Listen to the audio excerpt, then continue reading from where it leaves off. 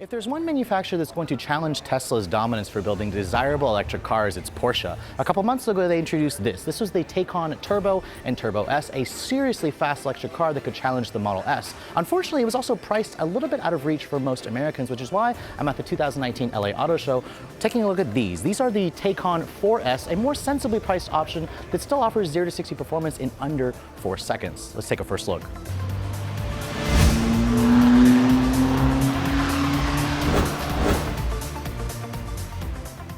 So with any electric car, a lot of people want to know, is there actually storage underneath the hood because there's no internal combustion engine? Well, thankfully, Porsche does include a frunk on the Taycan 4S and the Turbo model. It is a little bit of a smaller frunk. I'd say it's probably half the capacity of what you're going to expect in like a Tesla Model S, but it is nice and carpeted. It's well lined because remember, this is a full battery electric platform. The batteries live underneath the floor of the vehicle, and it's part of the entire backbone for the rest of the car. Now, looking at the rest of the proportions of the Taycan, you can see there's a lot of traditional Porsche styling DNA going on here. In fact, when I first saw the vehicle on pictures, there were certain angles where I wasn't unsure of. This is my first time seeing the Taycan in person, and even in this 4S, which is the more baser trim, there are definitely a lot of details here that I really like. I love these signature 4-point LEDs. These are the LED matrix headlights. This little teardrop that kind of goes down toward the headlights, toward the bumper. This is a functional air vent. It helps keep or funnel air over the brakes and keep them cool. I'm not sure how I feel about this, but it is a very distinctive styling detail here. And this particular blue exterior color,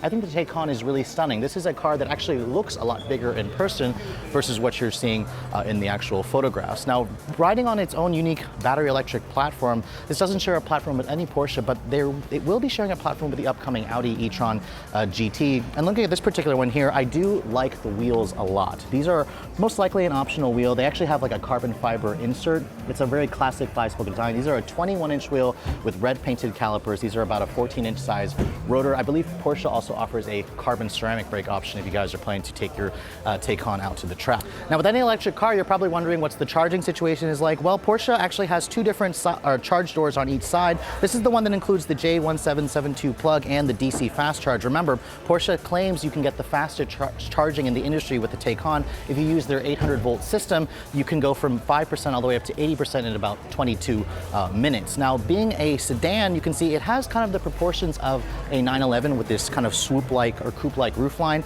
There are nicely sized rear doors here. I also like the way Porsche has designed the door handles here. They're kind of similar to the new 911 where they pop out when the vehicle is unlocked. They retract, flush into the body to help with aid with aerodynamics. Because remember, on a car like this, aerodynamics are always key. I'd say in terms of size, this is a little bit smaller than the Panamera, which is again a little bit of a big vehicle for my taste. Now at the back, you can see classic Porsche styling elements here with the LED taillight that kind of goes across the entire rear. It really reminds me a lot of the current generation 911. The 4S badge also looks better versus the Taycan Turbo and Turbo S because remember, no internal combustion engine, so I much prefer the 4S badge. This is going to be the base trim for now. Underneath here on the rear diffuser area, you can see it's a lot of black plastic and there's no visible exhaust tips. Obviously, this is an electric car. Now opening up the cargo area, you can see it's actually a traditional trunk. Porsche doesn't build this as a hatchback like some of the competitors or a sportback. When you look inside the trunk, you can see it's a little bit small in terms of the opening, but it does go in fairly deep and the seats do fold down 60-40. Finally, getting into the interior of the Taycan, this is my first time actually sitting in it as well. The first thing I want to notice, there's a lot going on in here because this car competes with the Tesla Model S, which has one massive screen or two screens, the big 17 screen and then the screen over here. Porsche kind of fights back with not one, not two, but 4 LCD screens in the Taycan. Now the screen over on the passenger side is an optional screen. This one here that I'm sitting in is actually the Turbo S. It's got the lighter color interior, which I figured would be easier to show. But it's a little overwhelming when you get in here. Now, Porsche's interiors typically are overwhelming because there's usually a sea of buttons over here that looks like you're in a airplane cockpit. Now, Porsche has gotten rid of all those buttons and replaced it with a touch-sensitive panel, obviously. Now, the latest infotainment system that Porsche is doing is a very good one. It just takes a little bit of a learning curve. There's a steep learning curve because there's just a lot of different functions in here. You can see there's the Porsche embedded GPS system. It also includes Apple CarPlay. It's a wireless Apple CarPlay, although Porsche does not do Android Auto just yet, which is an interesting omission. There is a nice looking screen, a digital screen over here in the instrument panel. You have the steering wheel that's from the Porsche 911. And everything in here, I'm gonna have to spend more time figuring this out because I haven't had a chance to actually really figure out how everything works. If you wanna control certain functions, you have to go into the screen. For example, if I wanna open the front, I had to push a button here on the screen. It's the same thing with your trunk area. You can also push a battery icon here and it shows you exactly the charge level and if you wanna open and close the charge ports. The seats in this particular one are unique to the Turbo S. You can see there's the badge embroidered right into the headrest. They are comfortable and supportive. They also are heated and cooled. There is a power tilt telescoping steering wheel, which is typical of Porsche. And then they also put the gear selector over here. It's kind of similar to what they do in the 911, but it's in a weird position. So there's a lot in here that's going to, make you have to relearn how everything works. But I think Porsche got it right with an interior that feels futuristic.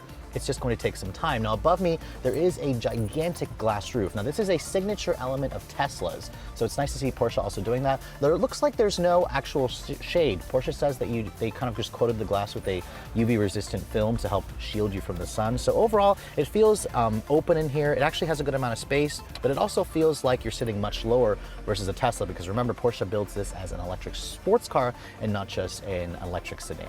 Now, one of the selling features about the Tesla Model S is the fact that it has a huge back seat. So the Taycan, unfortunately, doesn't really have a back seat that is very roomy. Now, keep in mind, this front seat is practically pushed all the way back, and I'm 5'7", so I'm not very tall. My knees are almost into the seat. This seat also takes up a lot of knee space, like my legs here are slammed up against the seat. There is a little bit of foot space here, but this is only a 4-seater. As you can see, there's no middle seat here. There is an armrest, thankfully, that folds down, gives you cup holders. You have rear seat air vents, but in terms of features, it's lacking. There's no heated back seats back here, which surprised me. There is a USB, it's kind of buried down in there, which is a little hard to see, but overall in terms of the space, this is going to remind you this is supposedly a sports car first and less of a family sedan.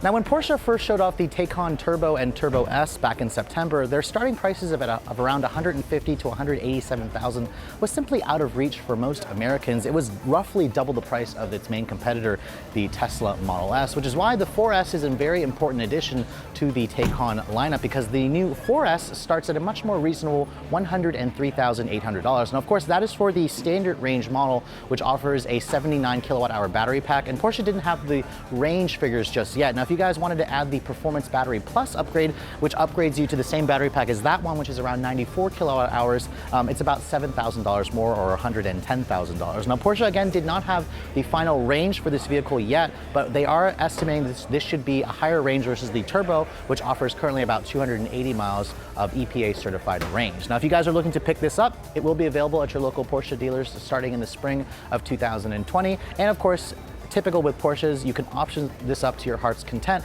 I think I built one on Porsche's website that was around $130,000, so choose your options wisely. For Redline Reviews here at the 2019 LA Auto Show, I'm Sofyan Bey.